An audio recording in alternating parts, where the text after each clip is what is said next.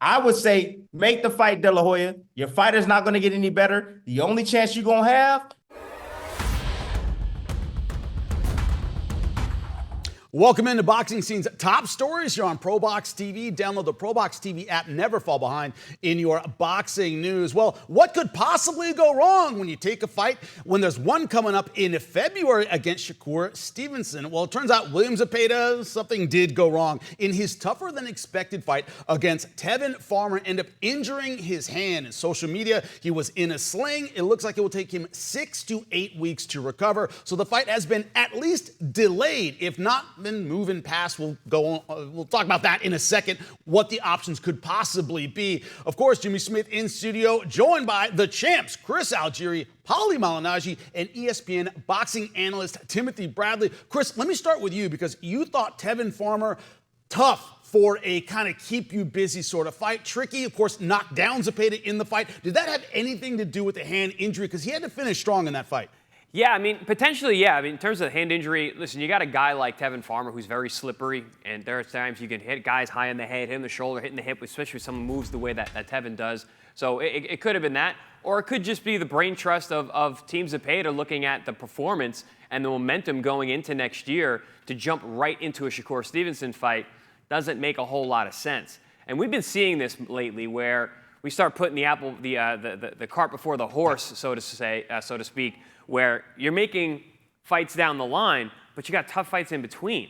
And that's not how boxing works. This is not the WWE. You cannot script a career. You cannot script how these fights are going to happen. And we saw that there with this fight. You know, listen, Tevin Farmer is a former world champion, but the guy's a banana peel. I mean, he is good. He's still world class. He's giving great performance after great performance against very, very tough guys. So very, very poorly managed fight to take before a Shakur Stevenson fight. And yes, we were saying maybe this is going to prepare him. He's fighting a slick southpaw, but honestly, their styles really are not similar at all. It's just the fact that he's a lefty and that he's a bit of a slickster. But otherwise, their styles, Shakur and Tevin, that is, are not that similar. So this really was just a snake-bitten opportunity for Team Zepeda.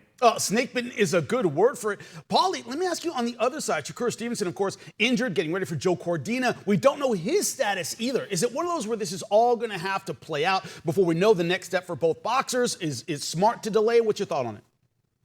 Yeah, you know, I felt like this was like almost like a game of chicken with these guys. I never really thought this fight would happen. Shakur Stevenson coming back from the hand injury, first fight back against a guy who's going to be rugged and bring it to you the way Zepeda does. It wasn't really making a lot of sense that you're going to test out a formerly injured hand against a guy who's going to bring a lot of pressure to you. You'll have to use it and you'll have to hit him a lot to keep you off him. And then, of course, with Zepeda, stylistically, Shakur was never really the best matchup for him stylistically. I feel like Zepeda would want somebody he can get to a little bit easier. We saw with Farmer, who's a tricky mover and a tricky guy. Granted, a little bit different style, but nonetheless, it's still a guy who changes range on you. We saw how much the kind of trouble Zepeda had. So I really was doubting that this fight was going to happen in February. And it was almost like a game of chicken. Who's going to pull out first, you know, where it's like, who's going to look worse and pull out first? And because I don't think either of them, I don't think it benefited either of them to make it in February. I think they're both good fighters in their own way. I think this fight can be made later on. And I really think that Shakur Stevenson does need to try to, you know, get some of these bigger name fighters in the ring with him. He's had a very difficult time getting them in there. He's tried to call out everybody, and he's done his best to try to get them in there. So I do think from one perspective, the fight made a lot of sense. But from the other perspective, when I think about it from a business sense, and I think about, you know, when we here as former fighters, we think about it from that sense. I don't know. This fight just wasn't making sense to me in February. Now, whether the injury is bad enough for Zepeda to not be able to fight in February, or it's a little bit of, like the champ Chris is saying, a little bit of you know, business savvy from Golden Boy saying, okay, this might not be the best direction to go right now to fight Stevenson. We don't know, but either way, I don't mind the fight not happening in February. I want them both to be at their best. And I don't think that they would be at their very best if they fight each other in February. Who knows? Maybe they'll go in different directions and they'll take on some other very good fighters. These two guys do want to take on the best fighters. You know, there's some guys in the sport, some guys in this weight class who I'm not convinced of and want to fight the best. This weight class is a lot of very good fighters. And if they all fight each other, it would become the 154-pound division all over again, where, you know, these top fighters are chasing each other and fighting each other. I would love to see that in the lightweight division with guys like Tank and Zepeda and Shakur Stevenson and the likes. to go down the top 10, you know. But yeah, at this point, I think Shakur has to probably make sure he's going to be healed 100%. I don't expect the toughest fight for Shakur coming back. Because when you test, coming from a guy who's had a lot of hand injuries, I'm telling you, you want to make sure the hand is good before you're going to be beating it off somebody who's pressuring you like that. Because then you really got to use it. And if it's not healthy, you're going to have a problem. Well, you talk about staying busy. A call out on social media from an undefeated fighter, Floyd Schofield. You see the tweet there, tweeting at Oscar De La Hoya, please make the fight with Shakur Stevenson. What happens when we beat him? This will be an easy fight for Kid. He doesn't have the power to keep us off of him. Shakur Stevenson responding, bro, that's your promoter. Call that man and get it done.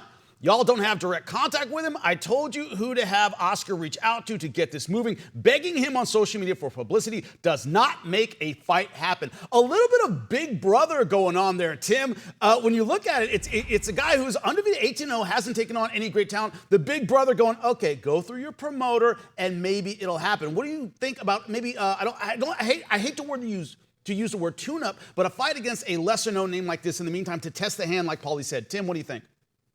Why not? You know, we talk about fighters not willing to face each other, right? We're talking about the best not willing to face the best. You got a young gun out there that feels that he's ready for Shakur Stevenson. He's calling him out. He's trying to make the fight happen any way he possibly can. You know, social media now is what these fighters are doing now. You know, he's letting it be known. He said this. I want to fight Shakur Stevenson. I believe I can beat him. Let me go back to that whole Zepeda situation, man. Please. You know, could be a blessing in disguise, to be honest with you. And it also could be on the flip side. It could be, you know, a bad thing too, because if you really think of Zepeda and what Golden Boy has done with him thus far, he's had four southpaws now. You know, Shakur being the top dog, being the elite out of all of them, but he's fought four difficult southpaws. Farmer being the top, and then Shakur will be another level above that. Now, they've done a good job to get him ready. I don't think that he's going to get any better with dealing with southpaws, especially dealing with Shakur Stevenson. However, I still want to see the fight. Now, it's going to be prolonged. That's fine. That's fine. Another reason why this fight is going to happen, I believe this fight's going to happen, is because if you really look at the division and all the other champions, and I know Zepeda, I believe he's like number 4 on the list at 135, right? You have Baranchik, WBO, you know, WBO, Bob's organization, for a fact. He's going to fight either Keyshawn Davis or Morataya, possibly. You know, they're not going to be working with Golden Boy. They have control of that title. You have the IBF, who Lomachenko holds. He's probably going to retire. If he doesn't retire, he's going to come back and face somebody. So Zepeda's not going to face him. Then you have the WBA, who is what? Tank. All right? We back Al Heyman. That's what that belt represents. They're not going to get any opportunity to fight Tank Davis whatsoever. So you have the WBC, who is we back Canelo, Shakur Stevenson. I mean, that's the guy he's going to have to face. Now, again, it's going to be prolonged. I'm okay with that. Both guys are coming off hand injuries. Both guys, for me, should come back and fight each other. They're in the same situation when they come back. Think about that. Both coming off hand injuries. Why not have the fight come next? Why wait? Don't let Shakur get better, test his hand out. Hell no. Don't let him do that. Have him come into the fight off an injury. You come into a fight off the injury, he's going to be dealing with the same similar things. You can hope and pray that Shakur Stevenson hurt his hand during the fight, and that's going to give your guy an advantage if he's 100% healed with his hand. So I would say make the fight, De La Hoya. Your fighter's not going to get any better. The only chance you're going to have to beat Shakur Stevenson is right now. The next time he steps foot in that ring, that's the only chance you're going to have. Chris, educate the boxing public who has never fought before, never had a hand injury before. You said before on our air, only way you can test it is in a real fight, and then you know it's good or bad. There's no other way to really deal with it. Talk about that, how it may seem like everything's okay, but a hand injury can pop up at any time, and it's bedeviled a lot of great fighters. And there's also not a specific timeline. You can't just say, all right, it's going to be 6 to 8 weeks, the hand's going to be good. Hands aren't like that, man. I'm sorry. You can hurt them in the gym. You can hurt them hitting the bags. You can hurt them in sparring. These are the tools, and we have to use them every single day in camp. And listen, man, you can generate a lot of power. There's really small bones in these hands, so it's very easy to injure them, plus all the soft tissue and tendons and whatnot. So you don't know how a hand is going to recover. And as you said, Jimmy, if we're not in a fight, you're really not going to know. And you got a guy like Zepeda, who's an aggressive, come-forward guy. You can't just play with him. You got to crack him. You got to put him in his place. Shakur's going to have to land some heavy leather to give him some respect. So I was saying exactly what Paulie was saying. I don't know if Shakur wanted to go right into this kind of fight. But Tim, you made a great point. Listen, Zepeda doesn't beat Shakur. But if he's ever going to have a chance, this would be it. Yep. Yeah, hope that hand injury pops up, then he gets a one-handed Shakur Stevenson, who would still be dangerous. He still might win. Yeah, we've seen some great fighters do it with one hand, Roy Jones Jr. in particular. But I have a great fight coming up here on ProBox TV. Do not miss it. That's right, Ireland. We are going back December 7th for an all-Irish showdown. We talked to both fighters. They are ready to go. Check it out. ProBox TV Contender Series. On December 7th, look for an all-out Irish war as Dylan the Real Deal Moran battles Tyrone the Mighty Celt McKenna at the top of a stacked ProBox-worthy card.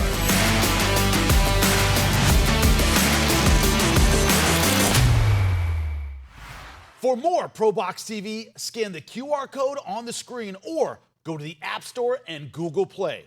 ProBox TV, your boxing channel.